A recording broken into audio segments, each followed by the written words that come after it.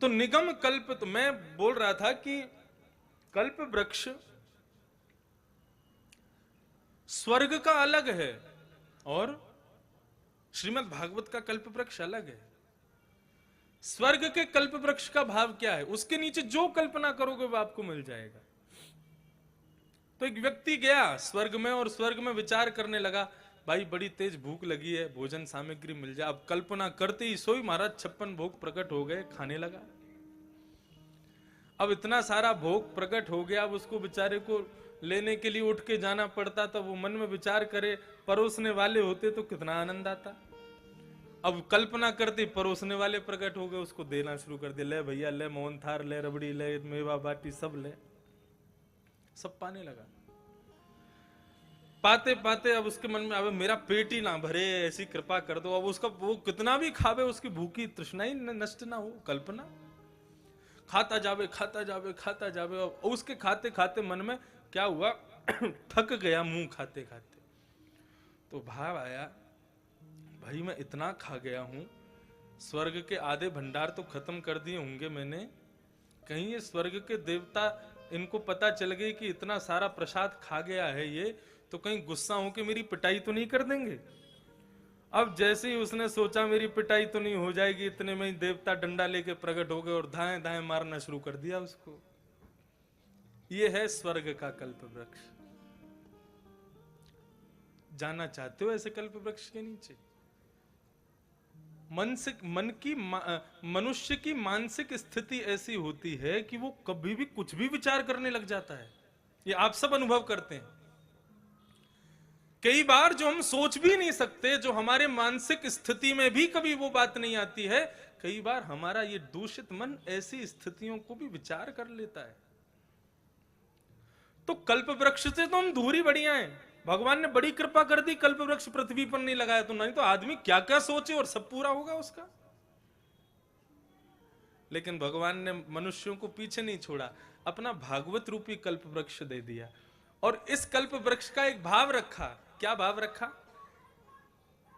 बोले ये कल्प वृक्ष सारी मनोकामना पूरी नहीं करेगा, जो मनोकामना आपकी सिद्धि के लिए हो, आपके लिए उचित हो, ऐसी मनोकामना पूरी करेगा। उसके लिए ये भागवत कल्प वृक्ष है। यहां बैठकर के श्री जी बाबा को मांगने की मनोकामना होगी तो पूरी हो जाएगी। यहां बैठकर के अपनी सामाजिक और मानसिक स्थिति को शुद्ध करने की एवं अपनी परिस्थितियों को सुधारने की इच्छा होगी, हमारा घर ऐसा हो जाए, ये हो जाए, वो हो जाए, तो भाई पहले ही कह दे रहा हूं मैं आपसे, कहीं बाद में मुझसे कहो नहीं, ये इच्छाएं कभी भी भागवत पूरी नहीं करती है। श्रीमद् भागवत पुण्य और भक्ति दोनों में भेद होता है, सावधानी से सुनिए।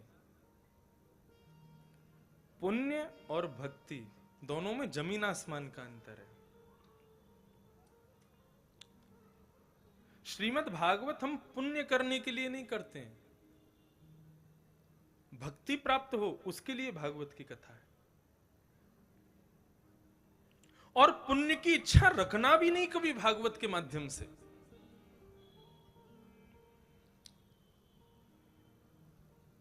पुण्य का मतलब क्या है? जिस प्रकार आप पुण्य कमाया जाता है, कहते हैं ना पुण्य कमाओ पुण्य कमाओ पुण्य कमाओ। मैं सच बताते हैं, हम कई लोग कहते हैं आसन के नीचे जल छोड़ दो, आंखों से लगा लो। उसका तात्पर्य क्या होता है? आपने जो भी पुण्य किया आसन पर बैठ करके, यदि आपने उसका जल आंखों से लगा लिया शम शक्राय नमः कह करके, तो आपका पुण्य इंद्र नहीं ले जाएगा, नहीं तो आपने जो भी किया वो पुण्य इंद्र ले जाएगा। लेकिन पुण्य लेके कब जाएगा? जब मन में पहले से विचार करके बैठोगे कि मैं पुण्य कर रहा हूं। अब भगवान का नाम गाना कोई पुण्य थोड़ी है। आप उसके बदले सुख ऐश्वर्य की इच्छा कर भी कैसे सकते हो? आप गुरु मंत्र की माला करने बैठे हो, भगवत स्मरण करने के लिए बैठे हो, भगवान की सेवा करने के लिए बैठे हो। अब मैं गिरधर लाल जी की सेवा करने बैठे तो उस समय यह थोड़ी भाव होगा कि हम पुण्य कर रहे हैं।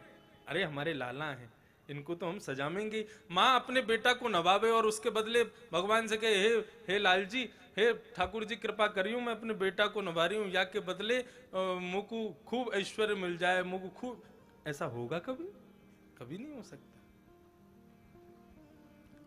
ठीक उसी प्रकार से अपने घर के ठाकुर जी के समक्ष बैठ कर के आप कुछ भी भजन पूजन करो, कोई भी अर्चना करो, कोई भी स्तुति का पाठ करो, स्तोत्र का गान करो, उसको पहले से ही विचार करके बैठोगे कि मैं पुण्य कर रहा हूं, तो फिर जल डालना ही पड़ेगा। फिर तो इंद्र खड़ा ही हो जाएगा आकर के कि पुण्य कर रहा है, मैं ले लूं। विचार ही मत करो ना कि मैं पुण्य कर रहा हूं, ये मेरा स्वभाव है, ये तो मैं करूंगा। पुण्य का मतलब क्या है? पुण्य कमाया जाता है। ठीक उसी प्रकार जिस प्रकार हम धन कमाते हैं, और याद रखिए कमाई हुई वस्तु एक ना एक दिन खर्च जरूर होती है, एक दिन उसका व्यय होता ही है। दुनिया भर के पुण्य कमा लिया आपने, और किसी ने आपके आकर के इतनी सी भी प्रशंसा कर दी ना, अरे आप तो बड़े अच्छे हो, ये अच्छे हो शब्द सुनते ही आपका आधा पुण्य खत्म हो जाएगा। पुण्य के प्रभाव से, पुण्य का क्या मतलब होता है? हम अपना ऐश्वर्य चाहते हैं, हम अपना वैभव चाहते हैं, हम अपना नाम चाहते हैं, हम अपनी कीर्ति चाहते हैं, पुण्य से वही मिलता है। और किसी ने आके रत्ती भर भी आपकी प्रशंसा कर दी तो आपका आधा तोला पुण्य खत्म हो जाएगा। इसलिए पुण्य नहीं करना है, पुण्य के लिए भागवत है भी नहीं। भगवत प्राप्ति हो, भक्ति प्राप्ति हो, उसके लिए भागवत की कथा। पुण्य तो कमाया जाता है, और कमाई हुई वस्तु खर्च होती है। यहां पृथ्वी पर नहीं होगी तो स्वर्ग जाकर के खर्च कर लोगे, और जिस दिन खर्च हो गया, पुण्य क्षीणे मर्त लोकम विशंति, पुण्य क्षीण होते ही आपको मृत्यु लोक में आना पड़ेगा। आपको भेज दिया जाएगा, जाओ दोबारा पुण्य कमाओ, फिर स्वर्ग आना। हमें स्वर्ग नहीं चाहिए, हमें ऐसा स्थान चाहिए जहां जाने के बाद पुनः कभी आना ही ना पड़े पृथ्वी पर, और वो स्थान तो केवल और केवल वैकुंठ है, भगवान का स्थान। तो निगम कल्प तरोर गलितम फलम सुख मुखाद्रम तद्रव संयुतम पिबत भागवतम रसमालयम। महाराज जी, पिबत, भागवत को सुनने का बिल्कुल भी आज्ञा नहीं की गई है। श्रीमद् भागवत को सुनने की आज्ञा नहीं है। जितने भी लोग यहाँ बैठे हैं कि भैया हम भागवत सुनने बैठे हैं, वो पहले ही सचेत हो जाओ, ये सुनने की जगह ही नहीं है। सुनने क्यों बैठे हो? हम कहें कि भैया चलो दूध को सुन लो, होगा काम? दूध सुनने से काम नहीं होता। मैं बीमार हो जाऊं, डॉक्टर के पास चला जाऊं, डॉक्टर दवाई लिख दे और दवाई लिख के कह दे इन दवाइयों का नाम सुन लो, तुम्हारी बीमारी दूर हो जाएगी, होगा क्या? कभी नहीं होगा। दूध पीने से ही उसका प्रभाव होगा, औषधि पीने से ही उसका प्रभाव होगा। ऐसे ही भागवत सुनने की भावना नहीं है, भागवत को पीने की भावना बताई गई है। मैं अपनी कथा में खूब कहता हूं इस बात को, भागवत सुनने का विषय है ही नहीं। अरे विचार करो, सुनने का भाव होता ना तो ठाकुर जी कान तो बनाते, लेकिन ये भार का दोने नहीं बनाते। दो ये भार के दो दोने क्यों बनाए ठाकुर जी ने? चश्मा लटकावे के काजे, ताकि चश्मा लटक जाए इसमें? नहीं, ठाकुर जी ने पात्र दिए हैं हमको दो, और पात्र दिया जाता है तो उस पात्र में कोई ना कोई रसायन वस्तु पी जाती है, कोई ना कोई रस भरी वस्तु का सेवन किया जाता है। आप मुझे चांदी का गिलास दोगे, चांदी का कटोरा दोगे, चांदी का लोटा दोगे, तो आपका भाव यही रहेगा, महाराज जी इसमें जल पियो, दूध पियो, आपकी जो इच्छा हो पेय पदार्थ इसमें पिया करो। ऐसे ही ठाकुर जी ने जब हमारा जन्म हुआ तो हमको दो पात्र दे दिए, लो बेटा ये दो दोने तुमको दे रहा हूं। क्या करना? बोले कुछ नहीं, दोनों में छेद करके कुंडल पहन लेना। नहीं, लीक हो जाएगा पूरा जो भी भरोगे। कहना तो हमको भी नहीं चाहिए, हमने भी पहन रखा है, लेकिन जब हमको पता नहीं थी तभी हमको पहना दिया गया। खैर इसका भाव कोई और होगा, लेकिन वास्तव में कुंडल से कान की शोभा नहीं है। कान की शोभा किससे? बोले वक्ता व्यास मंच पर बैठ करके रसप्लावनी श्रीमद् भागवत की पीयूष वर्षा करे, अपने दोनों कान रूपी पात्रों में भर भर करके उसको पी लो, धारण कर लो। औषधि सुनने से आपका रोग दूर नहीं करेगी, औषधि पीने से ही रोग दूर होगा। उसी प्रकार भागवत सुनने की इच्छा यदि मन में है तो हृदय में जो आपके संसारी रोग हैं, काम क्रोध वासनाएं हैं, वे नष्ट नहीं होंगी।